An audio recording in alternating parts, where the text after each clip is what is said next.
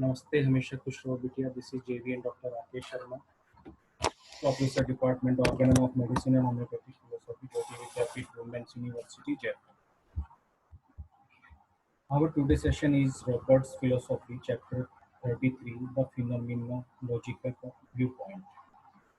In his introduction to his book Philosophy and the Concepts of Modern Science, Oliver L. Reiser, Associate Professor of Philosophy, University of Pittsburgh, tells us that the one possible method of integrating the vast and unwieldy masses of fact of the sciences into meaningful wholes, the adoption of a phenomenological viewpoint is recommended by phenomenology is meant a study of that which exhibits or displays itself. It is the descriptive point of view obtained by viewing the thing as a whole. Much of the trouble comes from an overemphasis upon microscopic details. Thus, it comes about that we can no longer see the forest for the trees. One of the really great discoveries of recent times is that what has been termed the principle of uniformitarianism by the geologist, that is, the theory that the forces now at work are identical in nature with those that produced changes in past ages. It is safe to say that the revelations in the science yet to come are even more vital and far-reaching than those already exhibited. The specialist in specific branches of medical investigation can furnish us vast and detailed information based on his microscopic findings. Yet, as homeopathic physicians, we cannot permit ourselves to be hampered by details to the exclusion of the whole. We are privileged to view all these findings as a part of the universal application of a law under which we work. For man is not, if he be not a part of the universe and subject to its laws. Because man's adaptation is highly specialized, we are able to correlate to a study of his health variations and the fundamental laws of the universe. Our knowledge of each towards greater comprehension and applicability of the greater to the individual problem. Animal life, like vegetable life, has a high degree of adaptability to environment and proves the most delicate laboratory we have for our examination. Yet the mineral kingdom furnishes us with an unsuspected link in our chain of evidence.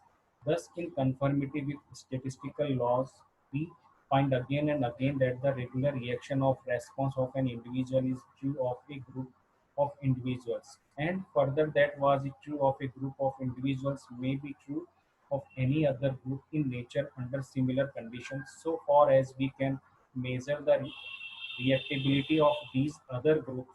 This uniformity of results is unquestionably due to what we term universal energy, which may be expressed again in very modern terms as those basic electrons, protons, neutrons, which are radiate, electric, magnetic, the very definition of potential energy. Perhaps it is unfortunate that we have no measurable record of sickness or health per se. There is no determinable level of health. Our imperfect senses are incapable of perfect registration or infallible translation of symptoms. Our probability of error is doubled when we deal with another, the sick individual. Consider again the question of potency. This has been a stumbling block to many since Hahnemann's development of potentization. Modern science teaches that energy is automatically thrown off in proportion to the weight of the atom. Those of high atomic weight radioactive gives off their own peculiar energy in proportionately high degree, destroying themselves in the process. If the atomic weight is lower, there is less intrinsic radiation and it becomes necessary to apply force to release the energy. Until in the low atomic weights, more energy may be required to release the potential energy than drift warrants. The erg unit being the expended effort and results. In viewing our potencies, we find the statistical laws governed in materia medica when we casually assume that remedies proving in the lower dilutions will be applicable in equal degree and unvaryingly in the highest potencies. Again, we assume that any potency say the 200 is always to be depended upon for uniform results in spite of widely varying methods of development. To be sure, experience has taught us that certain remedies have certain symptoms which are more or less fixed in all provings and which act with greater or less regularity sufficient as a basis for statistical observations when applied clinically. Herein lies our art in homeopathy, but just here we lay ourselves open to criticism as being the scientist we claim to be.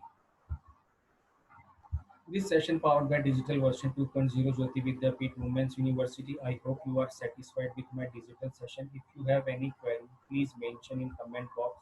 I will resolve it. Thank you.